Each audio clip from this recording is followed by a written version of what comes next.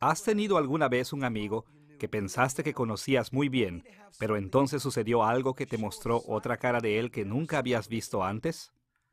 Algo por el estilo pasa frecuentemente cuando los cristianos comienzan un estudio serio del apóstol Pablo. Ahora, la mayoría de los cristianos están familiarizados con Pablo y sus epístolas. Escuchamos muchos sermones basados en sus cartas y con frecuencia nos enfocamos en ellas en estudios bíblicos. En muchas maneras, se le percibe como un amigo muy familiar. Pero muchos cristianos que profundizan en la vida y teología de Pablo se sorprenden de lo que encuentran. En esta serie de lecciones vamos a explorar el corazón de la teología de Pablo. Hemos llamado a esta primera lección Pablo y su teología. Comenzaremos este estudio enfocándonos en la vida de Pablo, así como en sus escritos, para encontrar los elementos esenciales en su teología. Al mirar a Pablo y a su teología, tocaremos tres asuntos principales. Primero, exploraremos algunos aspectos importantes del trasfondo de Pablo y veremos cómo estos influyeron profundamente en sus creencias cristianas. Segundo, veremos cómo las creencias de Pablo se relacionaban con su ministerio como apóstol. Tercero, identificaremos las perspectivas teológicas centrales de Pablo, esas ideas cruciales en las que Pablo basó muchas de las cosas que enseñó a otros. Comencemos echando un vistazo al trasfondo cultural de Pablo. We all know from common experience Todos sabemos por experiencia propia que muchas cosas influyen en lo que creemos de Dios, de nosotros mismos y del mundo que nos rodea. Nunca nadie ha desarrollado teología en un vacío, y eso también fue verdad para Pablo. Aunque el Espíritu Santo condujo a Pablo a la verdad de la fe cristiana, el Espíritu también utilizó muchos aspectos del trasfondo de Pablo en el proceso para guiarlo hacia la verdad. Y esto quiere decir que si queremos entender el corazón de la teología de Pablo, debemos familiarizarnos con su vida. Desafortunadamente, no sabemos mucho de la educación personal de Pablo, pero sabemos que creció bajo dos fuertes influencias culturales. Por un lado, la cultura judía lo afectó grandemente, y por el otro, su exposición a la cultura gentil greco-romana lo impactó de manera significativa también. Las creencias cristianas de Pablo dependieron de su herencia judía de muchas maneras. De hecho, si subestimamos la influencia que la herencia judía tenía en Pablo, estaremos muy cerca de perder el corazón de su teología. Podemos ver qué tan importante era esta herencia para él de diferentes maneras. Por un lado, el registro del Nuevo Testamento deja ver claramente que Pablo estaba muy consciente de su herencia judía antes de que se convirtiera en cristiano. La descripción que él mismo hace acerca de su juventud antes de su conversión revela que él estaba firmemente comprometido con el judaísmo. Por ejemplo, en Filipenses capítulo 3, versículo 5, Pablo proclama haber sido circuncidado al octavo día, del linaje de Israel, de la tribu de Benjamín, hebreo de hebreos, en cuanto a la ley, fariseo. Pablo era un fundamentalista religioso, completamente dedicado a preservar y seguir las tradiciones de Israel. Escuchemos cómo se describió a sí mismo en Gálatas capítulo 1, versículo 14. Y en el judaísmo aventajaba a muchos de mis contemporáneos en mi nación, siendo mucho más celoso de las tradiciones de mis padres. De hecho, antes de su conversión, el celo de Pablo por el judaísmo era tan grande que perseguía violentamente a la iglesia cristiana como si fuera una herejía judía. Más aún, Pablo fue altamente educado en las tradiciones del judaísmo. Según Hechos capítulo 22, versículo 3, él había sido estudiante de uno de los rabinos más famosos de Jerusalén, el rabí Gamaliel. Lejos de ser un fanático ignorante, Pablo estaba altamente entrenado y era muy sofisticado en su entendimiento de la teología judía y la escritura. La cultura judía de Pablo no era solamente importante para él antes de convertirse en cristiano. Él también permaneció profundamente arraigado a esta misma herencia después de su conversión. Por ejemplo, aún como cristiano, continuó observando muchas costumbres judías. Como dijo en 1 Corintios capítulo 9, versículo 20, «Me he hecho a los judíos como judío, para ganar a los judíos, a los que están sujetos a la ley, como sujeto a la ley». El Nuevo Testamento registra muchas veces cuando Pablo, el cristiano, cuidadosamente siguió las tradiciones de sus padres. Aún después de que los judíos habían perseguido severamente a Pablo debido a su fe en Cristo, la identidad étnica de Pablo y su lealtad fueron tan fuertes que todavía quería desesperadamente salvar a los judíos. Por ejemplo, en Romanos capítulo 9, versículos 2 al 5, él escribió: «Que tengo gran tristeza y continuo dolor en mi corazón, porque deseara yo mismo ser anatema, separado de Cristo, por amor a mis hermanos, los que son mis parientes según la carne, que son israelitas, de los cuales son la adopción, la gloria, el pacto, la promulgación de la ley, el culto y las promesas, de quienes son los patriarcas, y de los cuales, según la carne, vino Cristo, el cual es Dios sobre todas las cosas, bendito por los siglos». Con la importancia del trasfondo judío de Pablo en mente, estamos en posición de hacernos esta pregunta: ¿cómo influyó el trasfondo de Pablo en su teología cristiana? Esta influencia es evidente de muchas maneras en cada página de las epístolas de Pablo, pero dos temas son particularmente importantes para recordar. Primero, tanto como judío como cristiano judío, Pablo creyó en la autoridad de las Escrituras del Antiguo Testamento. Él confió y se sometió a ellas sin reserva. Pablo nunca creería algo que contradijera las enseñanzas del Antiguo Testamento. Desafortunadamente, en diferentes épocas de la historia de la Iglesia, y aún en nuestros propios días, algunos teólogos han sugerido que Pablo rechazó las enseñanzas del Antiguo Testamento y las reemplazó por su nueva fe en Cristo. Pero nada podría estar más lejos de la verdad.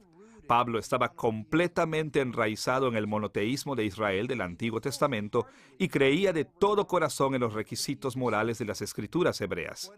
Si algo podemos decir de Pablo es que sabemos con seguridad que nunca creyó, ni por un momento, que su fe cristiana habría una brecha entre él mismo y el Antiguo Testamento. En su lugar, su compromiso con Cristo profundizó su devoción a estas Escrituras. Escuchemos cómo Pablo instruyó a su protegido Timoteo con relación al Antiguo Testamento en 2 de Timoteo capítulo 3, versículo 14 y versículo 15. «Pero persiste tú en lo que has aprendido y te persuadiste, sabiendo de quién has aprendido, y que desde la niñez has sabido las sagradas Escrituras, las cuales te pueden hacer sabio para la salvación por la fe que es en Cristo Jesús». La Biblia hebrea continuaba siendo la Biblia de Pablo. En segundo lugar, Pablo también se aferró firmemente a la creencia judía de que Dios enviaría un día al Mesías, el gran hijo de David, quien terminaría el sufrimiento de Israel y extendería el reino de Dios a todas las naciones gentiles. De hecho, la razón por la que Pablo se convirtió al cristianismo era porque creía que Jesús era el tan esperado Mesías. Por eso es que Pablo no vaciló en llamar a Jesús el Cristo o Christos, que es la traducción griega de la palabra hebrea Meshiach o Mesías.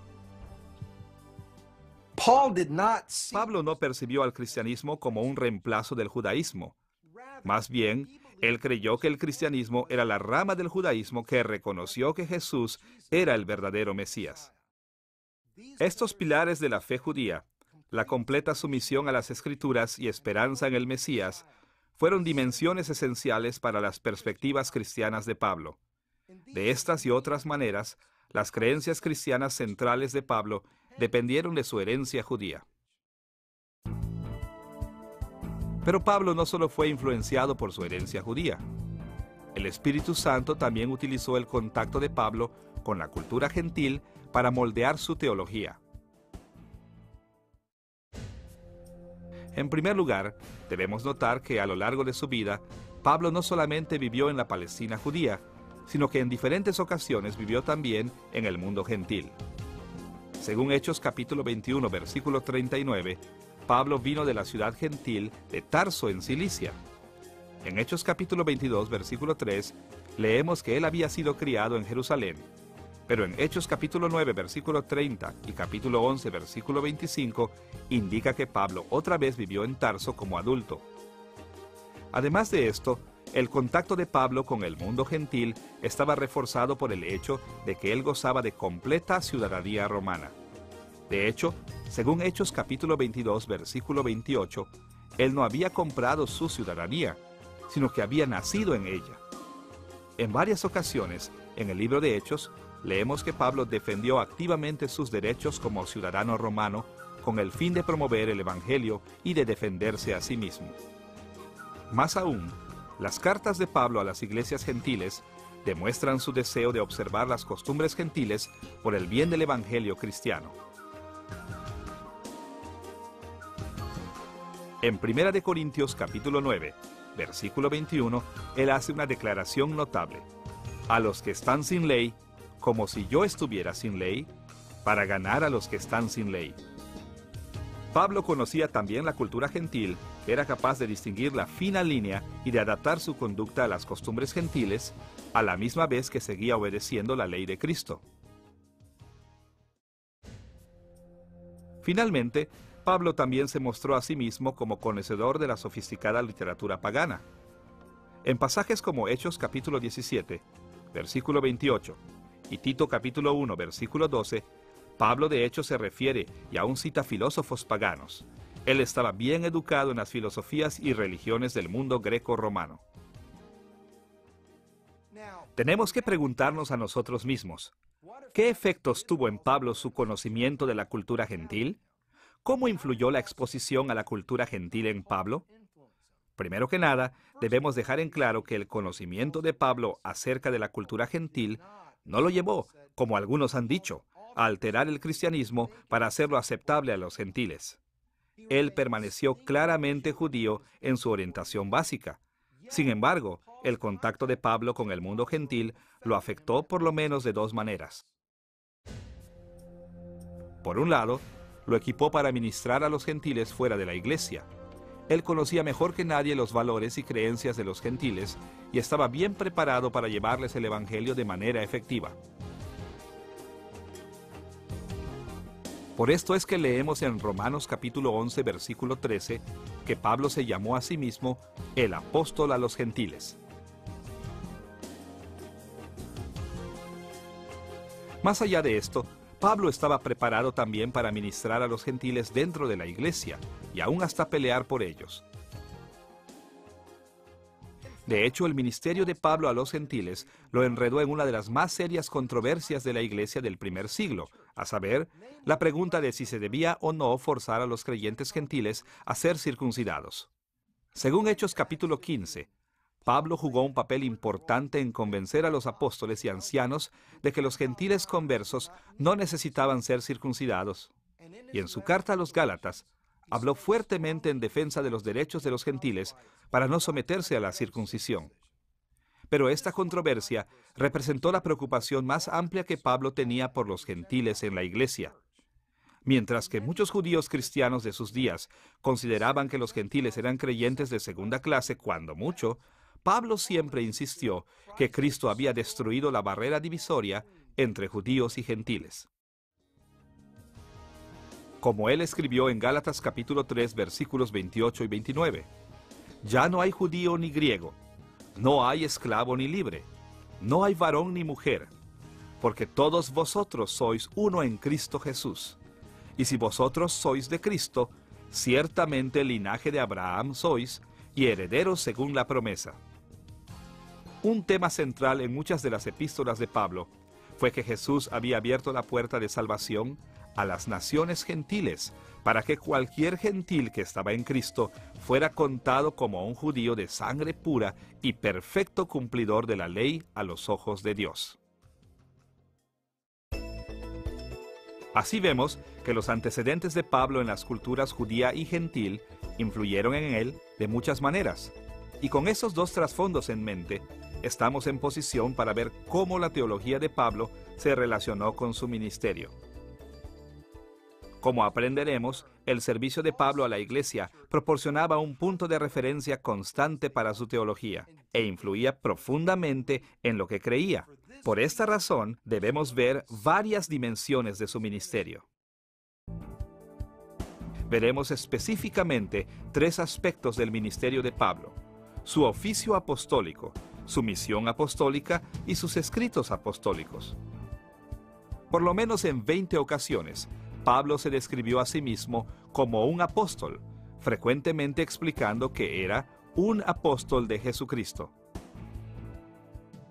This claim to apostleship was very important. Esta afirmación del apostolado era muy importante porque Cristo ordenó a los apóstoles hablar como voceros de Jesucristo con autoridad absoluta a la iglesia. Ahora, todos nosotros sabemos que Pablo no era uno de los apóstoles originales a quienes Jesús había escogido durante su ministerio terrenal. Sin embargo, él afirmaba ser un representante autorizado por Cristo. Pero, ¿cómo era esto posible? La respuesta está en el hecho de que Pablo cumplía un grupo de requerimientos establecidos para el apostolado. Mientras los apóstoles esperaban la venida del Espíritu Santo en el día de Pentecostés, Pedro determinó que un nuevo apóstol debería reemplazar a Judas. Así que Pedro explicó que los apóstoles autorizados por Cristo tenían que cumplir tres criterios. Primero, según Hechos capítulo 1, versículo 21, tenían que haber sido enseñados directamente por Cristo durante su ministerio terrenal. Segundo, en Hechos capítulo 1, versículo 22, leemos que tenían que haber sido testigos de la resurrección de Jesús. Y tercero, en Hechos capítulo 1, versículos 23 al 26, encontramos que los nuevos apóstoles tenían que haber sido escogidos para el oficio por el Señor mismo. Pero, ¿y Pablo? Al primer vistazo, él falla en cumplir el primer criterio para el apostolado. Después de todo, él no siguió a Jesús durante su ministerio terrenal. Pero un vistazo más de cerca revela su calificación. En Gálatas capítulo 1, versículos del 11 al 18, Pablo reportó que inmediatamente después de su conversión, pasó 3 años en el desierto de Arabia. Él mencionó la extensión de este período para demostrar que aproximadamente igualó el tiempo que los otros apóstoles habían pasado con Jesús. Durante esos años, Jesús mismo enseñó el Evangelio a Pablo. Escuchemos las palabras de Pablo en Gálatas capítulo 1, versículos 11 y 12. Mas os hago saber, hermanos, que el Evangelio anunciado por mí no es según hombre, pues yo no lo recibí ni lo aprendí de hombre alguno, sino por revelación de Jesucristo. Pablo también cumplió con el segundo criterio. Todos nosotros sabemos la historia de la conversión de Pablo. En Hechos capítulo 9, versículos 1 al 6, leemos que Pablo, de hecho, vio al Cristo resucitado en el camino a Damasco. Él había visto al Salvador resucitado. Finalmente, según Hechos capítulo 9, versículo 15, Jesús mismo ordenó a Pablo en su oficio. Este versículo registra las palabras de Jesús acerca de Pablo. El Señor le dijo: «Ve, porque instrumento escogido me es este, para llevar mi nombre en presencia de los gentiles, y de reyes, y de los hijos de Israel». Y para que no haya duda alguna acerca de la validez del apostolado de Pablo, Gálatas capítulo 2, versículos 7 y 8, nos dice que los apóstoles originales confirmaron su llamamiento y apostolado. Como Pablo escribió: «Antes, por el contrario, como vieron que me había sido encomendado el evangelio de la incircuncisión, como a Pedro el de la circuncisión, pues el que actuó en Pedro para el apostolado de la circuncisión, actuó también en mí para con los gentiles». Los otros apóstoles reconocieron que el apostolado de Pablo era comparable con el de Pedro. Escucha las palabras de Pedro en 2 de Pedro capítulo 3, versículos 15 y 16. Como también nuestro amado hermano Pablo, según la sabiduría que le ha sido dada, os ha escrito, casi en todas sus epístolas, hablando en ellas de estas cosas, entre las cuales hay algunas difíciles de entender, las cuales los indoctos e inconstantes tuercen, como también las otras escrituras, para su propia perdición. Según Pedro, la sabiduría de Pablo vino directamente de Dios, y las epístolas de Pablo tenían que ser puestas a la par con las otras escrituras. En la iglesia primitiva había muchos falsos maestros que contradecían las enseñanzas de Pablo. Así, para contrarrestar a estos falsos maestros, el Nuevo Testamento dejó claro que Pablo era un apóstol legítimo. Más que esto, Pablo presentó perspectivas a la iglesia que fueron difíciles de comprender y aún más difíciles de aceptar. Sin embargo, cuando él sirvió en su papel de embajador de Cristo, Pablo habló con la autoridad de otros apóstoles y escribió con la autoridad de la Escritura. No importaba lo que dijeran, sus perspectivas tenían que ser juzgadas por el estándar de las enseñanzas de Pablo. De hecho, sus escritos llevaban la autoridad de Cristo mismo. No podemos seguir a Cristo sin seguir a Pablo. Aún hoy en día los cristianos fieles deben ajustar su teología a la de él. Ahora que tenemos la autoridad apostólica de Pablo en mente, debemos ver su misión apostólica. ¿Qué hizo Pablo como apóstol? ¿Cuál era su trabajo? Podemos tener una buena idea del tipo de trabajo que hacía Pablo al ver sus 3 viajes misioneros y su viaje a Roma. Empecemos con un vistazo a su primer viaje como apóstol de Cristo. Conocemos del primer viaje misionero de Pablo en Hechos capítulo 13 y 14. Comenzó cuando Dios le dijo a la iglesia en Antioquía de Siria que reservaran a Pablo y Bernabé para un trabajo especial. Inmediatamente después de esto, el Espíritu Santo guió a estos hombres a través de la isla de Chipre. Después de varias oportunidades de ministerio allí, siguieron adelante en un viaje evangelístico a Asia Menor. La práctica inicial de Pablo era proclamar el evangelio principalmente en las sinagogas judías, pero después de enfrentar mucha resistencia por parte de los judíos, comenzó a predicar también a los gentiles. En este viaje, Pablo plantó varias iglesias con éxito, incluyendo algunas en la región de Galacia. Después de viajar hacia el este, hasta Derbe, Pablo y Bernabé se volvieron. Regresaron a varias ciudades de la región de Galacia, eventualmente llegaron al mar y navegaron hacia su hogar. El primer viaje misionero de Pablo como apóstol de Cristo fue relativamente corto y sin complicaciones, pero su segundo viaje lo llevó más lejos de la tierra de Palestina. El segundo viaje misionero de Pablo aparece en Hechos capítulo 15, versículo 36, hasta el capítulo 18, versículo 22. Esta expedición comenzó cuando los apóstoles y los líderes de la iglesia en Jerusalén seleccionaron a Pablo y Bernabé para llevar una carta a las iglesias en Antioquía, Siria, Cilicia y Galacia, explicando que los gentiles convertidos no necesitaban ser circuncidados o guardar la ley de Moisés con el fin de ganar la salvación.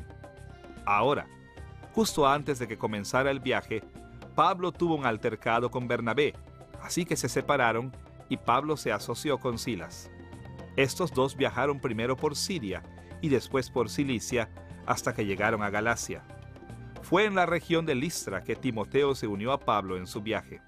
Mientras Pablo continuaba, quería predicar el evangelio en el norte de Asia y Bitinia, pero el Espíritu Santo se lo prohibió. Así que Pablo viajó a la ciudad costera de Troas. Allí se hizo clara la razón de la prohibición del Espíritu Santo a través de la famosa visión macedónica. En esta visión, un hombre le rogaba que predicara el evangelio en Macedonia, la provincia del norte de Grecia. Así que Pablo y su compañero respondieron inmediatamente a este sueño, navegando hacia esa provincia. Pablo plantó muchas iglesias en Grecia, incluyendo aquellas de Filipos y Tesalonia en el norte. Eventualmente se fue hacia el sur, visitando Atenas y plantando una iglesia en Corinto. Después Pablo fue a Éfeso, y después de un periodo de tiempo allí, se encaminó de regreso a Palestina.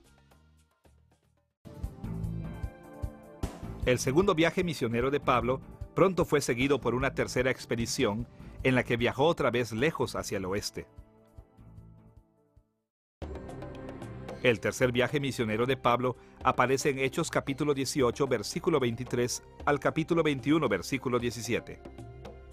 En estos viajes, Pablo fue de Antioquía de Siria por Galacia y Frigia y después estableció un ministerio próspero en Éfeso.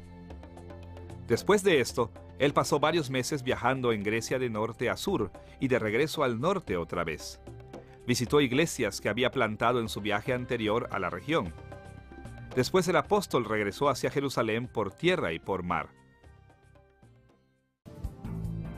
Cuando Pablo regresó a Jerusalén después de su tercer viaje, los judíos lo acusaron falsamente de sedición y los romanos lo arrestaron. Después de pasar 2 años en prisión, Pablo defendió sus derechos como ciudadano romano para llevar su caso ante César. Esta apelación a César genera su cuarto viaje que lo llevó a Roma. El registro de este viaje aparece en Hechos capítulos 27 y 28. Pablo se trasladó principalmente en barco en este viaje. Entre Creta y la isla de Malta, una terrible tormenta destruyó completamente la embarcación que llevaba a Pablo y a un buen número de prisioneros. La tripulación, los guardias, Pablo y sus compañeros naufragaron en la isla de Malta por 3 meses antes de que pudieran hacer la travesía a Roma. Pablo permaneció bajo arresto domiciliario en Roma del año 60 después de Cristo al año 62. Él pudo ministrar libremente durante este tiempo. La tradición nos dice que Pablo fue conocido por Nerón y que después viajó hacia España predicando el Evangelio. Algunas evidencias en las epístolas a Timoteo y a Tito también sugieren que él viajó hacia el este, estableciendo y fortaleciendo iglesias allí también. Pero probablemente, alrededor del año 65 después de Cristo, o un poco después, Nerón arrestó a Pablo una vez más y finalmente ejecutó al apóstol. Un vistazo rápido a la región entre Jerusalén y Roma revela que Pablo visitó muchos lugares diferentes, haciendo contacto con miles de personas en más de 25 ciudades. Ahora, ¿qué vamos a aprender del hecho de que él soportó viajes tan extensos? ¿Qué nos dicen acerca del corazón de la teología de Pablo? Hay muchas cosas que podemos aprender acerca de la teología de Pablo en sus viajes misioneros. Pero una de las cosas más importantes que aprendemos es que la teología de Pablo no le permitía ser un teólogo de escritorio. De seguro Pablo estaba bien educado y era muy inteligente, pero su teología lo llevó a una vida de sacrificio y servicio. Así que, mientras vemos el corazón de la teología de Pablo, no debemos conformarnos con un grupo de ideas o creencias separadas de la vida práctica. Debemos buscar algo radical y que transforme la vida. Estamos ahora en posición de ver un tercer aspecto de su ministerio, sus escritos apostólicos o epístolas del Nuevo Testamento. Debido a que Pablo vivió en las trincheras del ministerio práctico constante, él estaba familiarizado con los problemas particulares que agobiaban a las iglesias que visitaba. Podemos imaginar que los problemas en Galacia eran diferentes que los de Éfeso, y los problemas en Éfeso eran diferentes a los desafíos en Corinto. Cada lugar al que iba era diferente. Como resultado, cuando Pablo escribió sus epístolas, él estaba preocupado por abordar las necesidades específicas de aquellas situaciones.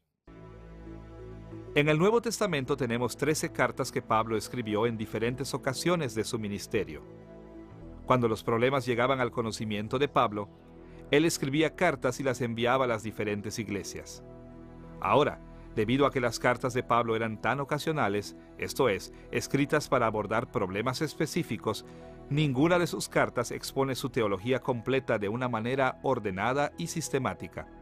En lugar de esto, sus epístolas contienen aplicaciones pastorales de su teología. Es evidente en la mayoría de los casos que Pablo escribió sus cartas para abordar asuntos específicos en la iglesia. Y exploraremos esta realidad en más detalle en lecciones futuras. Pero para ilustrar cuán cierto es esto, pensemos por un momento en el libro de Romanos. Muchos cristianos han tratado equivocadamente el libro de Romanos como un bosquejo abstracto, sistemático de la teología de Pablo. Así que han concluido que los temas que aparecen en la superficie de este libro forman el corazón del sistema teológico de Pablo. Pero un examen más de cerca de Romanos revela que Pablo escribió aún este libro para abordar problemas particulares, específicamente aquellos entre los cristianos de Roma. Una de las principales razones por las que Pablo les escribió fue para estabilizar las relaciones entre creyentes judíos y gentiles en Roma. Una apreciación global de la estructura de Romanos deja este enfoque pastoral muy claro. En los primeros 3 capítulos, Pablo se enfoca en probar que tanto judíos como gentiles son pecadores y que ninguno tiene el derecho de declarar superioridad sobre el otro. En los capítulos 4 al 8, él enfatiza cómo Dios ha provisto la misma forma de salvación para ambos, tanto judíos como gentiles. Los judíos y gentiles están al mismo nivel ante los ojos de Dios. En los capítulos 9 al 11, Pablo se enfoca en los papeles complementarios de judíos y gentiles en el plan de Dios para la historia humana. Entonces, después de enfatizar estos temas doctrinales, en los capítulos 12 al 16, él remata varios asuntos de la vida cristiana práctica que estaban cercanamente relacionados con los conflictos entre judíos y gentiles. Por ejemplo, en el capítulo 12, él insistió en que a pesar de su diversidad, los cristianos deberían funcionar como un cuerpo unificado. En el capítulo 13, él promovió la estabilidad, urgiendo a los cristianos a someterse aún a los gobiernos civiles gentiles. Y en los capítulos 14 al 16, antes de terminar esta epístola, Pablo se enfoca en la necesidad de entendimiento mutuo entre judíos y gentiles relacionados con las costumbres judías y gentiles. Este breve esbozo de la carta de Pablo a Roma muestra que Pablo no pretendía que Romanos fuera una declaración abstracta de sus creencias. En vez de eso, este libro contestó principalmente el asunto pastoral de la relación entre judíos y gentiles en la iglesia cristiana. Como cualquier otra epístola, Romanos fue una aplicación de la teología de Pablo a algunas necesidades muy específicas. Ahora, estamos en lo correcto al creer que Pablo tenía un conjunto lógico de creencias teológicas bien formado, o lo que podríamos llamar una teología sistemática. Pero el sistema teológico de Pablo nunca se escribió, aunque se refleja en sus epístolas. Hasta donde sabemos, el sistema teológico de Pablo nunca llegó a ser escrito totalmente. Sin embargo, podemos reconstruirlo en gran medida basados en las cartas que escribió. Para reconstruir el sistema teológico de Pablo, no debemos ver principalmente los temas que mencionó con más frecuencia. Esto es porque él pasó la mayor parte de su tiempo escribiendo de asuntos que fueron de interés particular a la iglesia de sus días. En lugar de esto, debemos de preguntar qué principios apoyaron las cosas que Pablo escribió en específico. ¿Qué modelos coherentes de creencias explican mejor sus enseñanzas específicas? ¿Qué doctrinas conectan las diversas cosas que escribió a las diferentes iglesias? Contestando preguntas como esta, seremos capaces de reconstruir la teología de Pablo y entenderemos con más claridad cómo las cartas de Pablo tenían la intención de guiar a la iglesia del primer siglo y cómo nos deben de guiar a nosotros hoy en día. Ya que hemos visto algunas perspectivas básicas con relación al trasfondo y al ministerio de Pablo, estamos listos para ver directamente las perspectivas teológicas de Pablo. En este punto necesitamos hacer algunas preguntas críticas. ¿Cuál era la estructura de la teología de Pablo? ¿Qué tipo de creencias enfatizaron lo que él enseñó en sus epístolas? Las respuestas a estas preguntas son esenciales para entender a Pablo apropiadamente. Ahora bien, Pablo ha sido muy influyente en tantas tradiciones cristianas que es imposible mencionar cada forma en la que su teología ha sido entendida. Así que nos limitaremos a 2 direcciones básicas que los intérpretes han tomado: la perspectiva reformada de la teología de Pablo y lo que llamaremos la perspectiva escatológica, que ha llegado a ser influyente en décadas recientes. Veamos primero la perspectiva reformada de Pablo. En siglos anteriores a la Reforma, la Iglesia Católica Romana enseñó que la salvación requería tanto la gracia de Dios como el mérito humano. Según esta enseñanza, la justificación es un largo proceso en el que Dios infunde gracia al creyente, y esta gracia permite que el creyente se vuelva más justo al hacer buenas obras. Las personas son completamente justificadas y salvas cuando han hecho suficientes buenas obras para ser contados como verdaderamente justos de acuerdo al estándar de la ley de Dios. Pero los líderes de la Reforma como Martín Lutero, Ulrico Zwinglio y Juan Calvino al leer las cartas de Pablo, concluyeron que la interpretación católica legalista de Pablo estaba equivocada. Ellos siguieron la enseñanza de Agustín de que la justificación es imputada toda en una sola vez y enteramente aparte de las obras humanas, no infundida por un largo periodo de tiempo y mezclada con el esfuerzo humano. La santificación, el largo periodo de la vida cristiana, sigue a la justificación y continúa durante toda la vida del creyente. Pero la justificación es la declaración legal de Dios una vez por todas de que el creyente ha sido absuelto de la culpabilidad del pecado y se le ha concedido la justicia de Cristo.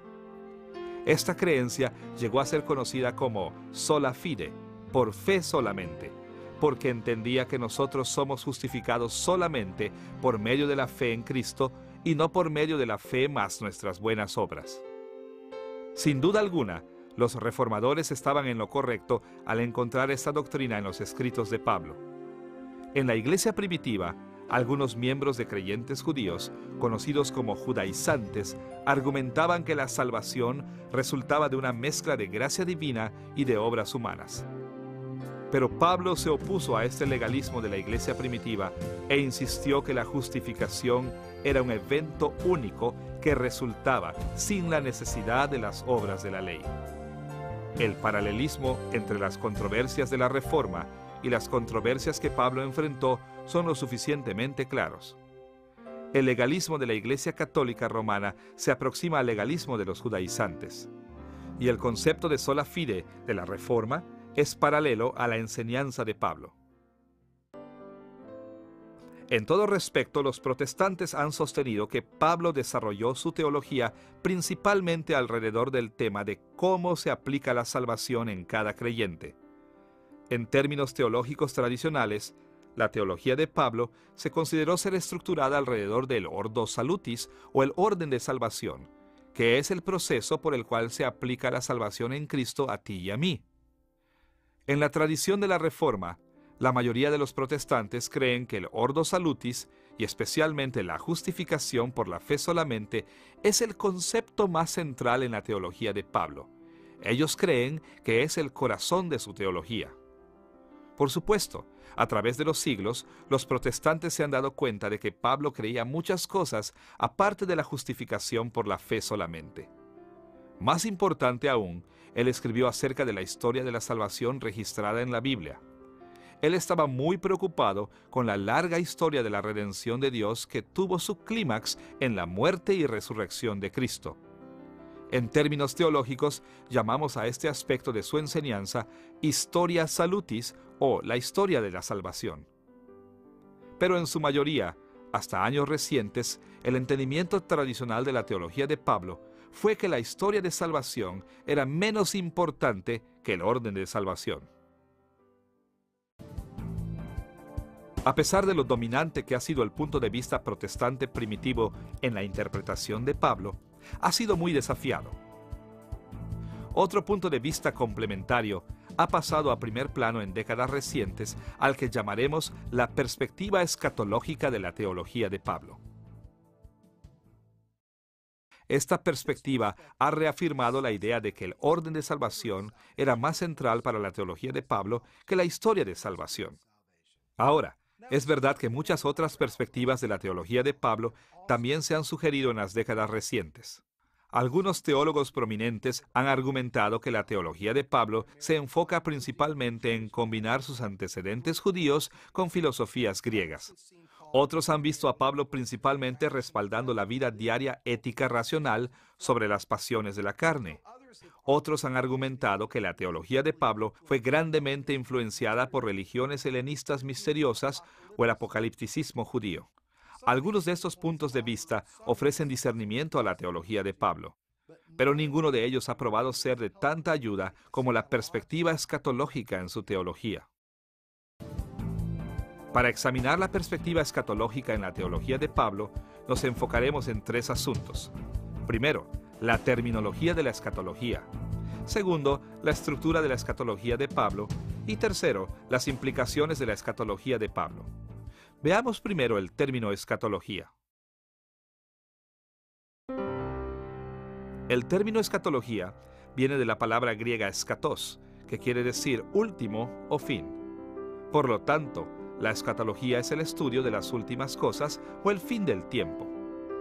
El Antiguo Testamento frecuentemente usa términos como los últimos días o el fin de los tiempos para referirse al gran clímax de la historia de salvación que iba a llevarse a cabo cuando el Mesías finalmente viniera a la tierra. Y en varias ocasiones, el Nuevo Testamento señala el cumplimiento de estos últimos días o el fin de los tiempos en Jesús el Mesías.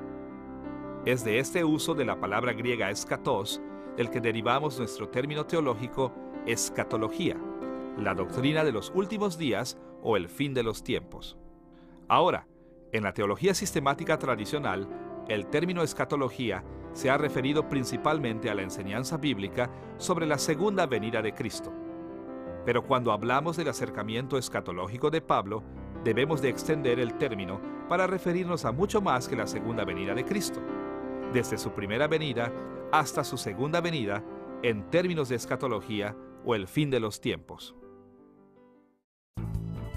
Para ver cómo estamos extendiendo el término escatología para incluir más que la segunda venida de Cristo, tenemos que dirigir nuestra atención a la estructura de la escatología de Pablo. ¿Cómo concebía Pablo los últimos días o el fin de los tiempos? Nuestra exploración de este tema se dividirá en tres partes: los orígenes, el desarrollo y los temas de la escatología de Pablo. Veamos primero los orígenes de la escatología de Pablo. En los días de Pablo, los teólogos judíos comúnmente enseñaban que el Antiguo Testamento dividía la historia del mundo en dos grandes épocas o siglos. El primero de estos era el siglo presente de pecado y dificultades, al que se referían con el término de este siglo, o en hebreo, Olam Hazeh. Este siglo alcanzó su punto más bajo en el sufrimiento de Israel por el juicio de Dios en el exilio de la tierra prometida. No es de sorprendernos que los teólogos judíos hablaron de este siglo en muchos términos negativos. Pero los rabinos también creían que habría un siglo futuro de bendiciones que seguiría a esta época de dificultad. Ellos llamaban a este siglo futuro el siglo por venir, o en hebreo, Olam Haba. En este siglo por venir, Dios finalmente cumpliría todas sus promesas de bendiciones para Israel. La mayoría de los grupos judíos en los tiempos de Pablo creían que la aparición del Mesías sería el punto de cambio crucial entre estos siglos. Cuando llegara el Mesías, iba a traer el día del Señor, el día cuando Dios bendeciría en última instancia a su gente y destruiría a sus enemigos. Este era el día que marcaría el comienzo del siglo por venir. Leemos las epístolas de Pablo, es evidente que él también sostenía este mismo punto básico de dos siglos en la historia. De hecho, él se refiere directamente al tiempo en que vivía como este siglo en por lo menos 12 ocasiones. Por ejemplo, Pablo se refirió a Satanás como el Dios de este siglo en 2 Corintios capítulo 4, versículo 4. Y habló del filósofo pagano como el disputador de este siglo en 1 Corintios capítulo 1, versículo 20. De manera similar, Pablo usó la expresión para lo porvenir, para referirse al tiempo por venir cuando los juicios y bendiciones finales vendrían a la raza humana. Por ejemplo, en 1 Timoteo capítulo 6, versículo 19, Pablo animó a los creyentes a ser fieles con el fin de ponerse ellos mismos buen fundamento para lo porvenir. Y en Efesios capítulo 2, versículo 7, dijo que Dios levantó a Cristo de los muertos para mostrar en los siglos venideros las abundantes riquezas de su gracia. Quizá el mejor ejemplo del pensamiento de Pablo sobre los dos siglos aparece en Efesios capítulo 1, versículo 21. Allí se refiere explícitamente a ambos siglos cuando escribió que Cristo fue sentado sobre todo principado y autoridad, y poder, y señorío, y sobre todo nombre que se nombra, no solo en este siglo, sino también en el venidero. Con este modelo básico de dos siglos en mente, debemos ver ahora la forma en que Pablo desarrolló una escatología cristiana particular. Recordarán que en la escatología judía tradicional, el punto de cambio entre este siglo y el que está por venir era la aparición del Mesías. Por cientos de años los judíos habían creído que cuando el Mesías viniera, el pueblo de Dios recibiría inmediatamente todas sus bendiciones, mientras que sus enemigos encontrarían la destrucción inmediata. Sin embargo, Pablo, como seguidor de Jesús, enfrentó un desafío serio a su antigua creencia. Él sabía que Jesús era el Mesías de Israel, pero también sabía que Jesús no había traído al mundo a un final climático como lo había esperado Israel. Al igual que Jesús mismo, y como el resto del Nuevo Testamento, Pablo contestó este problema modificando la escatología judía tradicional. Como lo explicó Pablo, la transición de este siglo al que está por venir no era un simple cambio de un siglo a otro, sino que involucraba un período de traslape cuando ocurrieran ambos siglos simultáneamente. Desde este punto de vista, el siglo por venir había llegado a través de la muerte, la resurrección y la ascensión de Cristo. Pablo también estaba confiado de que cuando Cristo regresara en gloria, este siglo maligno terminaría y el siglo por venir llegaría en su totalidad con bendiciones supremas para el pueblo de Dios y el juicio final para sus enemigos. Sin embargo, mientras tanto, existen ambos siglos uno junto al otro. Teniendo en mente los orígenes y el desarrollo de la estructura de la escatología de Pablo, será de gran ayuda describir algunos temas en sus cartas que deben ser entendidos en términos del traslape de ambos siglos de la historia. Ha sido común describir el punto de vista de Pablo de la escatología como ya y todavía no, porque Pablo creía que algunos aspectos del fin de los tiempos o de los últimos días ya se han convertido en una realidad en Cristo, mientras que otros aspectos todavía no se han cumplido. Vamos a analizar lo que significa esta descripción. Por un lado, según Pablo, el siglo por venir ya está aquí de diferentes maneras. A manera de ilustración, mencionaremos 3 maneras en las que aparece este tema en los escritos de Pablo. En primer lugar, Pablo enseñó que el escenario final del reino de Dios empezó cuando Jesús ascendió a su trono celestial. Por ejemplo, Pablo escribió en Efesios capítulo 1, versículos 20 y 21, que cuando el Padre levantó a Cristo de los muertos, Él le sentó a su diestra en los lugares celestiales, sobre todo principado y autoridad y poder y señorío, y sobre todo nombre que se nombra, no solo en este siglo, sino también en el venidero.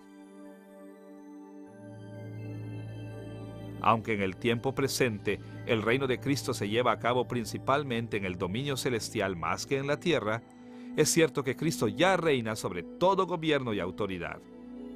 En este sentido, el reino de Dios en el siglo por venir es una realidad presente. Un segundo aspecto del siglo por venir, que ya está presente con nosotros, es un adelanto de la herencia eterna en el Espíritu Santo. Pablo enseñó que cuando Cristo ascendió a su trono en lo alto, Él derramó el Espíritu Santo sobre la iglesia como una muestra de la herencia total que recibiremos cuando Cristo regrese. En Romanos capítulo 8, versículo 23, Pablo explicó esto diciendo que los creyentes son aquellos que tienen las primicias del Espíritu. Las primicias es una traducción de la palabra griega aparchei, que es en sí misma una traducción de un término del Antiguo Testamento designando la primera porción de la cosecha. Las primicias indicaban que una gran cosecha estaba por venir en el futuro. Así para Pablo, el don del Espíritu Santo en la vida de cada creyente es una muestra de las grandes bendiciones del siglo que está por venir. De manera similar, según Efesios capítulo 1, versículo 14, el Espíritu Santo mismo es un depósito garantizando nuestra herencia hasta la redención de aquellos que son posesión de Dios. El término griego traducido depósito es arrabon. Este término nos apunta hacia el Espíritu Santo como depósito por nosotros, garantizando que recibiremos mucho más de parte de Dios en el futuro. Una vez más, el Espíritu Santo es una bendición del siglo por venir que Dios ya nos ha dado. Finalmente, Pablo señaló que Cristo inició las dimensiones espirituales de la nueva creación relacionada con el siglo por venir. Debido a lo que Cristo ha hecho, ahora los creyentes disfrutan en parte la recreación del mundo. En el Antiguo Testamento, Dios prometió a su pueblo que en los últimos días Él recrearía completamente el mundo, haciéndolo tan perfecto como lo era antes de que el hombre pecara en el huerto del Edén. Escucha cómo describió el Señor a Isaías el siglo por venir en Isaías capítulo 65, versículo 17. Porque he aquí, yo crearé nuevos cielos y nueva tierra. En la mente de Pablo, el hecho de que Cristo ya estaba salvando gente probó que la recreación del mundo había comenzado. Segunda de Corintios capítulo 5, versículo 17, expresa bien esta idea. De modo que, si alguno está en Cristo, nueva criatura es. Las cosas viejas pasaron, he aquí todas son hechas nuevas. Aunque Pablo pensaba y enseñaba que muchos aspectos del siglo por venir ya habían sido inaugurados con la primera venida de Cristo, también creía que las bendiciones de los últimos días todavía no habían alcanzado su totalidad. Así que él esperaba deseoso el regreso de Cristo como el tiempo en que Cristo cumpliría el juicio final, así como las bendiciones. Una vez más, mencionaremos tres maneras en las que la perspectiva de Pablo viene a la vista. En primer lugar, como hemos visto, Pablo enseñó que Cristo el Rey ahora reina desde su trono en el cielo. Pero Pablo también creía que cuando Cristo regrese, traerá todas las bendiciones del reino de Dios. Escuchemos la manera en que lo escribió en 1 de Corintios capítulo 15, versículos 24 al 26. Luego el fin, cuando Cristo entregue el reino al Dios y Padre, cuando haya suprimido todo dominio, toda autoridad y potencia. Porque preciso es que Él reine hasta que haya puesto a todos sus enemigos debajo de sus pies. Y el postrer enemigo que será destruido es la muerte. Este pasaje hace claro que Pablo veía más allá del presente reino de Cristo hacia la futura destrucción de todo dominio, autoridad y poder que se opone a los propósitos de Dios. Cristo permanecerá en su trono celestial hasta que cada enemigo sea destruido, incluyendo la muerte misma. Así que, en un sentido, Pablo creía que el reino de Cristo ya estaba aquí, pero en otro sentido él creía que todavía no lo estaba. En segundo lugar, como hemos visto, Pablo creía que el Espíritu Santo es la primicia de la cosecha de salvación y el depósito de nuestra herencia. Pero las palabras primicia y depósito indican que la recepción total de nuestra herencia es en el futuro. Escucha la manera en que Pablo lo puso en Romanos capítulo 8, versículo 23. Y no solo ella, sino que también nosotros mismos, que tenemos las primicias del Espíritu, nosotros también gemimos dentro de nosotros mismos, esperando la adopción, la redención de nuestro cuerpo. Aquí Pablo relaciona directamente la realidad presente del regalo del Espíritu Santo en el futuro. Debido a que el siglo por venir ya está aquí, ya tenemos al Espíritu Santo, pero todavía gemimos dentro de nosotros porque no hemos recibido la redención de nuestros cuerpos. De manera muy similar, en Efesios capítulo 1, versículo 14, Pablo escribió que el Espíritu Santo es las arras de nuestra herencia hasta la redención de la posesión adquirida para alabanza de su gloria. El Espíritu es una muestra maravillosa, pero solamente una muestra de una gran redención, nuestra herencia completa. Finalmente, Pablo veía el regreso de Cristo como el tiempo en que la nueva creación vendría en toda su plenitud. Como escribió Pablo en Romanos capítulo 8, versículo 21, al mismo tiempo en que recibimos nuestros cuerpos nuevos, porque también la creación misma será libertada de la esclavitud de corrupción a la libertad gloriosa de los hijos de Dios. Hemos tocado solamente algunas de las maneras que Pablo manejaba temas importantes en términos de este siglo y el que está por venir. Pero hemos bosquejado el modelo básico en el que descansan todas sus perspectivas. El siglo por venir es una realidad presente con muchas bendiciones para los creyentes. Pero este siglo no terminará completamente y el siglo por venir no alcanzará su plenitud hasta que Cristo regrese en gloria. Mientras tanto, los problemas de este siglo y las maravillas del próximo existen lado a lado. Habiendo visto la estructura de la escatología de Pablo, debemos dirigirnos a algunas implicaciones importantes de sus perspectivas. Como hemos visto, Pablo expresó su teología principalmente en el contexto del ministerio pastoral. Él no se enfocó en teología abstracta, sino en experiencia humana concreta. Aún su escatología no era una abstracción. Más bien, Pablo creyó que muchas dificultades que enfrentaba la Iglesia resultaban de la tensión de vivir durante el traslape de este siglo y el que está por venir. Así que en sus escritos, Pablo explicó lo que Dios había hecho por los creyentes en la primera venida de Cristo y enseñó a los cristianos cómo vivir mientras que esperaban por el regreso de Cristo. Para desempacar este enfoque práctico de la escatología de Pablo, veremos tres temas. Primero, la unión con Cristo. Segundo, el propósito divino. Y tercero, la esperanza cristiana. Veamos primero la enseñanza de Pablo acerca de la unión con Cristo. En Romanos capítulo 6, versículos 3 y 4, Pablo indicó que nuestra unión con Cristo, de hecho, nos mueve de este siglo al siguiente. Escribiendo de la unión con Cristo en términos de bautismo, Pablo preguntó: ¿O no sabéis que todos los que hemos sido bautizados en Cristo Jesús hemos sido bautizados en su muerte? Porque somos sepultados juntamente con Él para muerte por el bautismo, a fin de que como Cristo resucitó de los muertos por la gloria del Padre, así también nosotros andemos en vida nueva. Dicho sencillamente, el cambio de este siglo al que está por venir se llevó a cabo objetivamente en la muerte y la resurrección de Cristo. Pero cada vez que los hombres y las mujeres vienen a Cristo en fe salvadora, son unidos a su resurrección. Como resultado, ya no vivimos bajo la esclavitud del pecado y del juicio de Dios en contra de Él. Se nos han dado vidas nuevas, vidas resucitadas, para que podamos vivir en la libertad de servicio a Cristo. Como Pablo continuó explicando en Romanos 6, versículos 10 y 11. Pero en cuanto Cristo murió, al pecado murió, una vez por todas. Mas en cuanto vive, para Dios vive. Así también vosotros consideraos muertos al pecado, pero vivos para Dios en Cristo Jesús, Señor nuestro. La enseñanza de Pablo acerca de nuestra unión con Cristo aplicó la escatología a la vida práctica de todos los creyentes.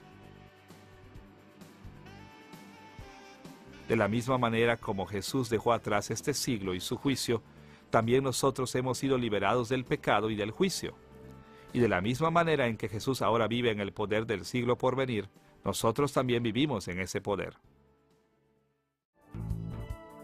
Una vez que hemos entendido cómo nuestra unión con Cristo por fe nos ha dado nueva vida, nos enfrentamos a una pregunta difícil. ¿Por qué ha diseñado Dios un periodo de traslape entre este siglo y el siglo por venir? ¿Cuál es el propósito de Dios? El propio trabajo misionero de Pablo entre los gentiles es testigo de su creencia que el plan de Dios para que hubiera un traslape de los siglos incluía la unión de creyentes judíos y gentiles en un pueblo de Dios. En segundo lugar, Pablo también creyó que Dios había diseñado el traslape entre este siglo y el siglo por venir para que la Iglesia pudiera alcanzar una medida de madurez espiritual. En algunas ocasiones, él describió esta idea en términos de construir el templo de Dios, como en Efesios capítulo 2, versículos 19 al 22. En otras ocasiones, él habló de ello en términos de madurar un cuerpo humano, como en Efesios capítulo 4, versículos 15 y 16. Pablo entendió que la madurez espiritual de la Iglesia era uno de los propósitos centrales para el traslape entre este siglo y el que está por venir. Pablo se dio cuenta de que esta perspectiva de la historia no era común. No se había revelado en el pasado. Esta es la razón por la que habló de ello como un misterio que Dios le había revelado y que tenía que explicar a otros. Por ejemplo, en Romanos capítulo 11, versículo 25, Pablo escribió estas palabras: «Porque no quiero, hermanos, que ignoréis este misterio, para que no seáis arrogantes en cuanto a vosotros mismos, que ha acontecido a Israel endurecimiento en parte, hasta que haya entrado la plenitud de los gentiles». En este pasaje, Pablo indicó que Dios estaba usando este tiempo presente, cuando muchos judíos habían sido endurecidos al Evangelio, para salvar el número completo o la plenitud de los gentiles, como lo indica en Efesios capítulo 3 versículos 4 al 6.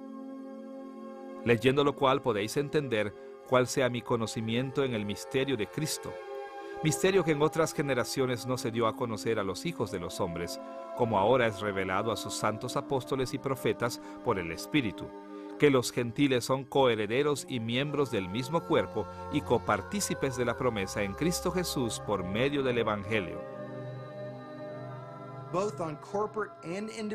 Los cristianos no deben ver este periodo, tanto en el nivel colectivo como individual, como un tiempo para esperar tranquilamente a que llegue totalmente el siglo por venir. Por el contrario, Dios ha designado este periodo para gran actividad. Este es el tiempo de rescatar a muchos de cada nación de la tierra y para llevar a la iglesia a la madurez espiritual. Por esta razón, Pablo consagró su propia vida a predicar el Evangelio y edificar la iglesia y llamó a otros para que se unieran a él en esa labor. La enseñanza de Pablo acerca de nuestra unión con Cristo durante el traslape de este siglo y el venidero también proporciona una fuente esencial de esperanza para cada cristiano al luchar con los retos de la vida. Pablo conoció mucho sufrimiento en su propio ministerio como apóstol, y él sabía que todos los cristianos sufren de una manera u otra. Pero la escatología de Pablo ofreció esperanza a los cristianos en por lo menos dos maneras. Por un lado, la escatología de Pablo nos da esperanza para el futuro al mostrarnos que ya hemos comenzado a disfrutar muchos beneficios del siglo por venir. Cuando vemos nuestras vidas y notamos esas bendiciones del siglo por venir, que ya poseemos, nos da esperanza de que poseeremos bendiciones aún más grandes y completas en el futuro. Como Pablo escribió en 2 de Corintios capítulo 4 versículos 16 al 18. Por tanto, no desmayamos. Antes, aunque este nuestro hombre exterior se va desgastando, el interior no obstante se renueva de día en día, no mirando nosotros las cosas que se ven, sino las que no se ven. Por otro lado, las bendiciones que todavía están por delante de nosotros son tan asombrosas que opacarán absolutamente cualquier prueba que experimentemos en esta vida. Fue esta creencia la que guió a Pablo a escribir en Romanos capítulo 8, versículo 18, que las aflicciones del tiempo presente no son comparables con la gloria venidera que en nosotros ha de manifestarse. Nuestros sufrimientos presentes son solo temporales. Eventualmente, Jesús va a terminar con este siglo perverso y recreará el mundo como un regalo glorioso para sus hijos. En esta lección hemos dado un breve vistazo a Pablo y su teología. Hemos visto cómo los antecedentes de Pablo formaron su teología profundamente y cómo su ministerio apostólico se relacionó con sus creencias cristianas.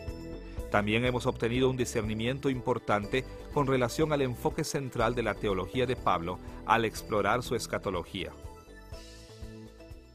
Con estas perspectivas en mente, estaremos mejor preparados para ver con más profundidad la vida de Pablo y sus epístolas en lecciones futuras.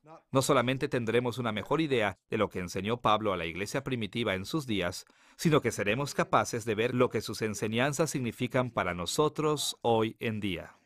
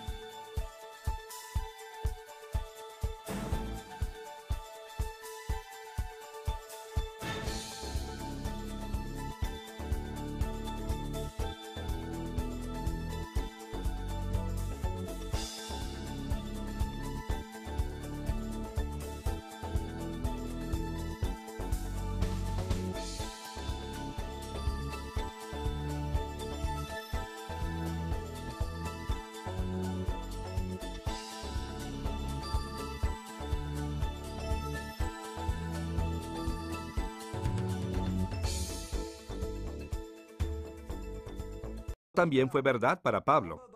Aunque el Espíritu Santo condujo a Pablo a la verdad de la fe cristiana, el Espíritu también utilizó muchos aspectos del trasfondo de Pablo en el proceso para guiarlo hacia la verdad. Y esto quiere decir que si queremos entender el corazón de la teología de Pablo, debemos familiarizarnos con su vida. Desafortunadamente, no sabemos mucho de la educación personal de Pablo, pero sabemos que creció bajo dos fuertes influencias culturales. Por un lado, la cultura judía lo afectó grandemente, y por el otro, su exposición a la cultura gentil greco-romana lo impactó de manera significativa también. Las creencias cristianas de Pablo dependieron de su herencia judía de muchas maneras. De hecho, si subestimamos la influencia que la herencia judía tenía en Pablo, estaremos muy cerca de perder el corazón de su teología. Podemos ver qué tan importante era esta herencia para él de diferentes maneras.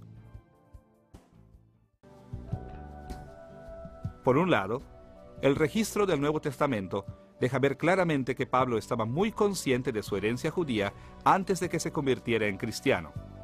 La descripción que él mismo hace acerca de su juventud antes de su conversión revela que él estaba firmemente comprometido con el judaísmo.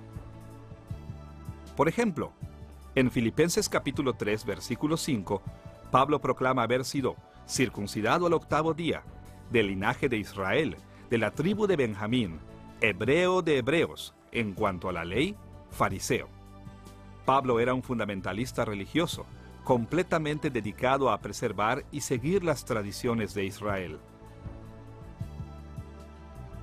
Escuchemos cómo se describió a sí mismo en Gálatas capítulo 1, versículo 14.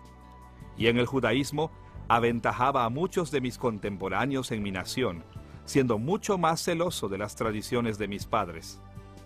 De hecho, antes de su conversión, el celo de Pablo por el judaísmo era tan grande que perseguía violentamente a la iglesia cristiana como si fuera una herejía judía.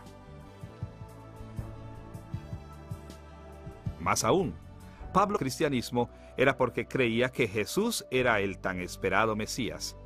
Por eso es que Pablo no vaciló en llamar a Jesús el Cristo o Christos, que es la traducción griega de la palabra hebrea Meshiach o Mesías.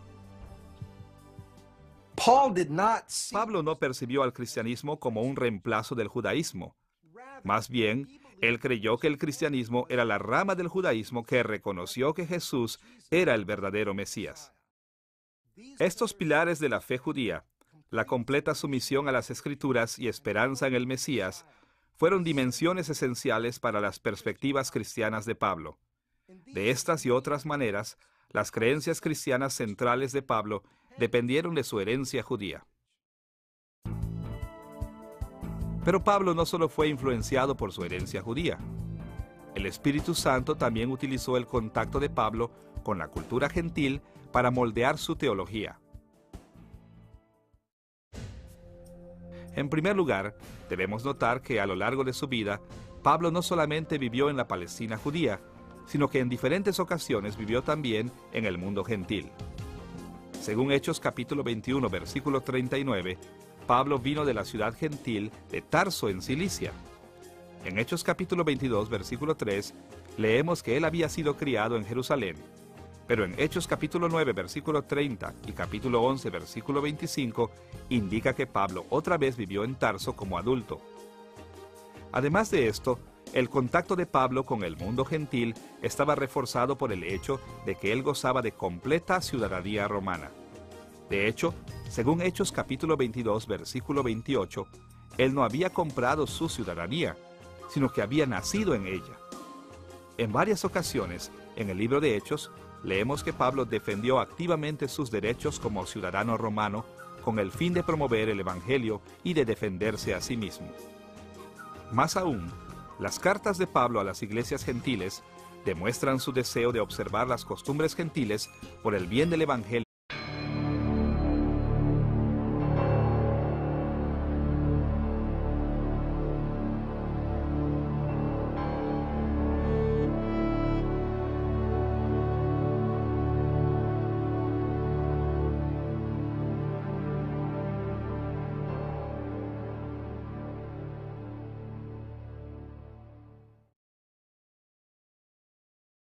¿Has tenido alguna vez un amigo que pensaste que conocías muy bien, pero entonces sucedió algo que te mostró otra cara de él que nunca habías visto antes? Algo por el estilo pasa frecuentemente cuando los cristianos comienzan un estudio serio del apóstol Pablo. Ahora, la mayoría de los cristianos están familiarizados con Pablo y sus epístolas. Escuchamos muchos sermones basados en sus cartas y con frecuencia nos enfocamos en ellas en estudios bíblicos. En muchas maneras, se le percibe como un amigo muy familiar. Pero muchos cristianos que profundizan en la vida y teología de Pablo se sorprenden de lo que encuentran. En esta serie de lecciones vamos a explorar el corazón de la teología de Pablo. Hemos llamado a esta primera lección Pablo y su teología.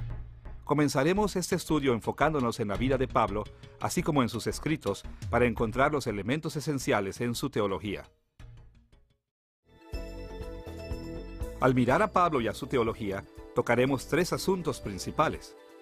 Primero, exploraremos algunos aspectos importantes del trasfondo de Pablo y veremos cómo estos influyeron profundamente en sus creencias cristianas. Segundo, veremos cómo las creencias de Pablo se relacionaban con su ministerio como apóstol. Tercero, identificaremos las perspectivas teológicas centrales de Pablo, esas ideas cruciales en las que Pablo basó muchas de las cosas que enseñó a otros. Comencemos echando un vistazo al trasfondo cultural de Pablo. We all know from common experience Todos sabemos por experiencia propia que muchas cosas influyen en lo que creemos de Dios, de nosotros mismos y del mundo que nos rodea. Nunca nadie ha desarrollado teología en un vacío, y eso fue altamente educado en las tradiciones del judaísmo. Según Hechos, capítulo 22, versículo 3, él había sido estudiante de uno de los rabinos más famosos de Jerusalén, el rabí Gamaliel.